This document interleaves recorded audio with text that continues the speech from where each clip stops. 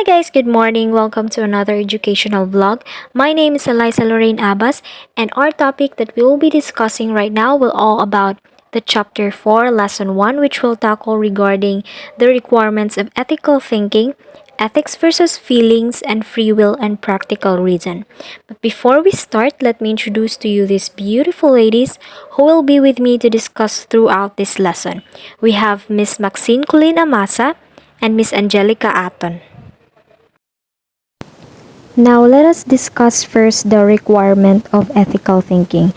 What is ethical thinking, by the way? So, ethical thinking includes values as a filter to guide us to a choice that is ethical. So, ethical thinking in professional context has like certain requirements. So, it should be universal, normative, interpersonal, rational, and sensitive to circumstances. So, all of these requirements will be discussed later on.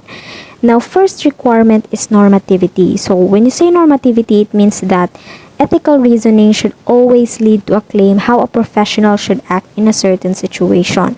Now, in a broader scope, we may inquire how the rules or conventions in a workplace should be designed to support ethical conduct. Therefore, active ethical thinking is always progressive.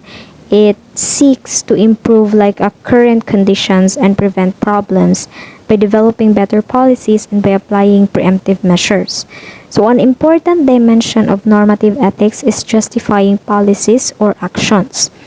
Now, as a rule of thumb, ethical justification is usually based on prevention of harm or protection of rights of a person. For example, a change in the a change of the code of conduct of a hospital should always be justified by either of these principles. So if the change is targeted at some other good, such as smoothing cooperation or rationalizing resources, it should neither conflict nor impair the realization of these principles.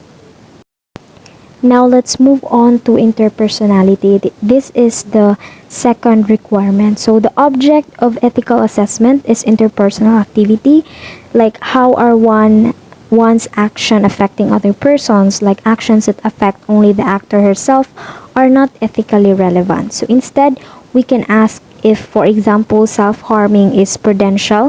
When you say prudential, which means rational and considered. Now, non-provincial acts are not unethical. It is not ethically wrong to be unwise, stupid, or reckless. Now, on the other hand, self-harming or other non-prudential acts cannot be used as justification for intervention unless there are other pressing ethical duties present, like the duties of a parent or duties of a caregiver. Now, the problem of justifying intervention in a case of self-harming is called the problem of justifying paternalism. Now, next is being rational or rationality. So, ethical claims should always be logically consistent, compatible with the facts concerning the situation, and well-grounded in evidence. Now, common beliefs or gut feelings are not enough to validate an ethical claim, although we all know that emotions always should be taken serious because they can serve as a guide to find underlying moral values and standards.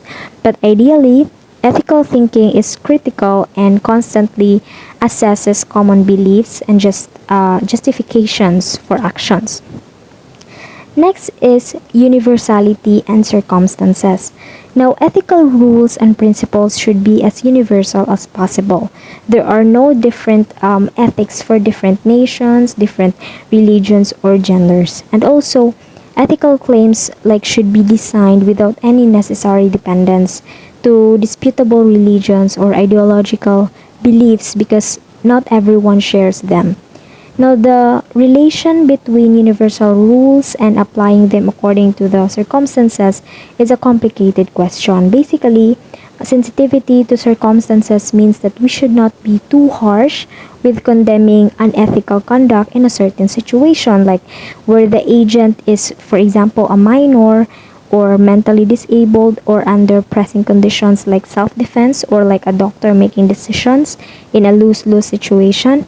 Now, similarly, a person consenting to a boxing match, we cannot blame her opponent for unethical conduct when he or she is being hit, even if generally we may consider hitting a person unethical thing to do. So it is always necessary to take into account the context in which ethical decisions have to be made. That is the reason why it is very important to reflect on moral questions in everyday practice.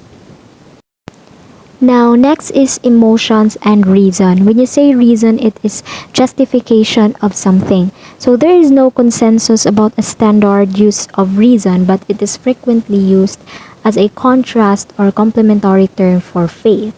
So on this view, reason stands for the faculties of rational reflections, sensations and experience, memory and inference, and a posteriori judgments that may be exercised without relying on a religious faith that is unsupported by reason.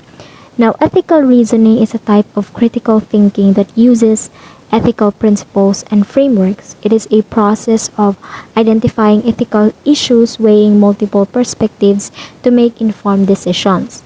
Now, ethical reasoning is not about knowing right from wrong, but being able to think about and respond to a problem fairly, justly, and responsibly.